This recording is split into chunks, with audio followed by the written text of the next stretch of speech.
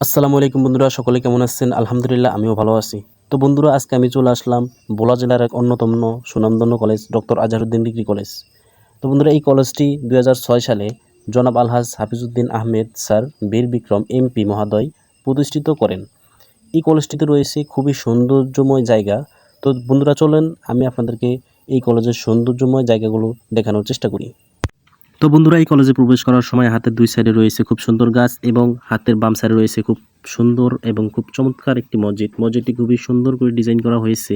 মসজিদটি দূর থেকেও দেখতে খুবই চমৎকার লাগে এবং দাঁড় থেকেও দেখতে খুবই চমৎকার লাগে। এবং এই কলেজের সামনে রয়েছে একটি খুব সুন্দর ফুল গাছ। এখানে অনেকে এসে ফটো নেয়, আমিও মাঝে মাঝে নেই। চাইলে আপনারাও এখান থেকে এসে ফটো নিতে পারেন। এছাড়াও রয়েছে আরও অনেক জায়গায় খুব সুন্দর ফটো নেওয়ার প্লেস, এবং এই কলেজটি দূর থেকে দেখতে খুবই চমৎকার এবং খুবই সুন্দর লাগে। আরও রয়েছে খেলাধুলা করার জন্য খুব সুন্দর একটি মাঠ।